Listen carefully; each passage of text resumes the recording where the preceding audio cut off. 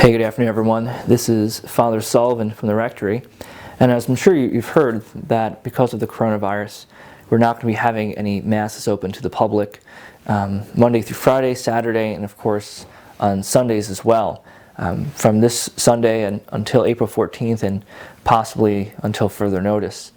And maybe you might be asking yourselves, what am I going to do on Sunday if I can't go to Mass? And so what I wanted to do maybe was give you a few ideas of how you can participate in our faith this Sunday. So idea number one would be to stay home. Just stay home, okay? I know there are some people who are saying, well, Father, I need to go for the goodness of my soul. And I can understand that. But as Catholics, we ought to be reminded that we believe in the unity of body and soul. And so part of that is, yes, to take care of our soul, but also to take care of our body. As Catholics, we have a responsibility to the best of our ability to take care of our health and the health of others. And at this time, taking care of others means sometimes to stay home. Even though it gives us anxiety, maybe give us some inconvenience, or maybe a little bit of suffering. And as Catholics, we take on that suffering. Because by doing that, we're respecting ourselves and others, and that reminds us of the human dignity that everyone deserves. Idea number two is to go online. So if you're watching this video, it means you've found either our parish Facebook, our parish Instagram, our parish YouTube account. Maybe you just clicked on our website and the homepage. You'll know that every single day we post a video of the Mass, and we'll be doing that until the foreseeable future. Now, what I would ask you to do is maybe to share that with those who can't figure it out. And it's not that hard to figure out. I mean, even Father Tom figured out how to do YouTube. So if he can figure it out, I'm sure your mom or your grandma, whoever it might is, they could figure it out too. But maybe just to share with those who may not know that it's even available. And maybe when you do watch the Mass on Sunday, maybe during the week, you make it part of your domestic church in your home. Do your best to not just watch it like a regular YouTube video, but as Mass. Say the responses, say the prayers. Maybe take up the proper postures of standing, sitting, and kneeling. Maybe you set up a little area in your house, maybe a corner or room, that will be your chapel. You have a cross, a picture of Mary. It's something set apart. I also encourage you, maybe don't go to Mass in your pajamas.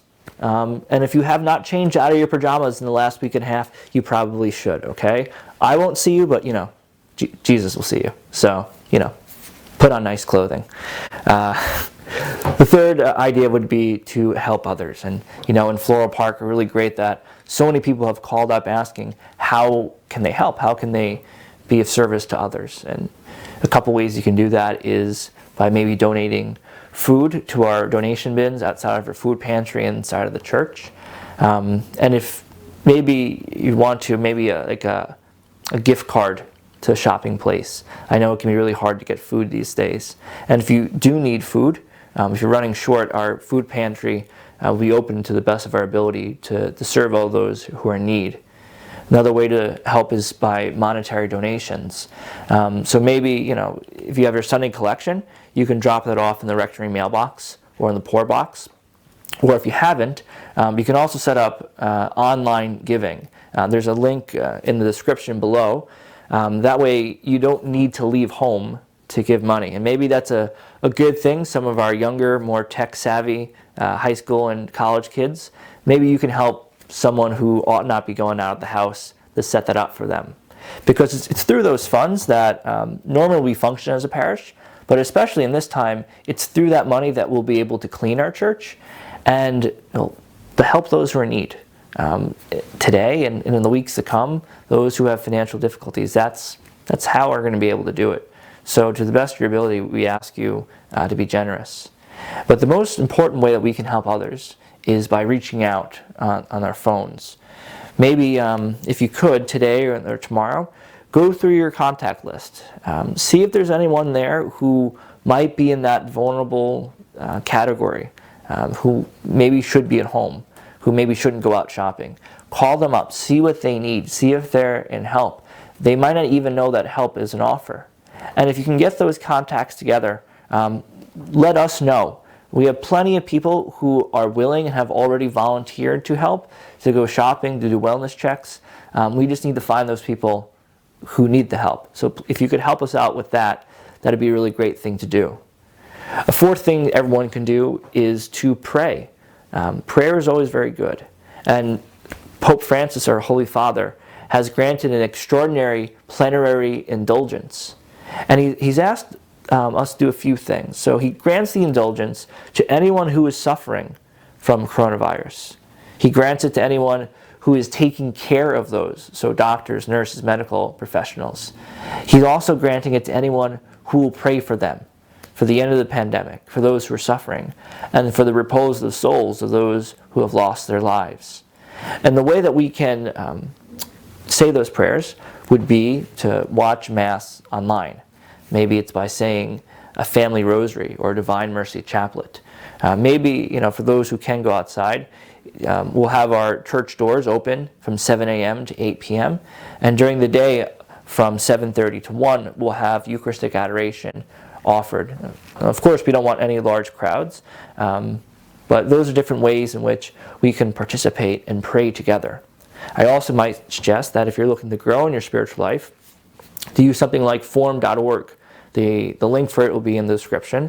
And it's a great way as a family that you can maybe turn off Disney Plus for a few minutes and learn about our faith, go a little bit deeper, study the scriptures, the Bible, the saints, and you can grow closer to Jesus this Lent. And the fifth and final thing I would offer is just an idea of solidarity. Pope Francis had asked on Friday when we had our World Rosary, he had asked that everyone would put a lit candle in their window during the night. It's a beautiful symbol, the lit candle in the window. During the days in Ireland where the Catholic faith was outlawed and priests weren't allowed to say Mass, what families would do is they would put the lit candle in the window. And as the priest would go around the town, he would see the candle, and it was a sign that that family had a desire for Jesus. They had a desire for Mass and the sacraments. And maybe I might suggest that on this Sunday, at 8 p.m. until you go to bed, maybe you put a lit candle or a fake candle or a lantern or whatever it is you might have in your house in your living room window. We can't have Mass together, but it will show your desire for Mass, desire for the sacraments, and the desire for Jesus. Because while we can't come together, we can certainly be in solidarity with one another. And please just know that today and the days to come, that we here at Our Lady of Victory are here for you. Myself, Father Tom, and all of our parish staff, all of our parishioners. We love you. And if anyone needs anything, please do not hesitate to call us. If you just need to talk to someone, please don't hesitate to call us. If there is a family emergency, spiritual or otherwise, you can call us, and we'll do the best to help you. May God bless you, and may our Blessed Mother wrap her mantle of protection around you and keep you safe today and forever.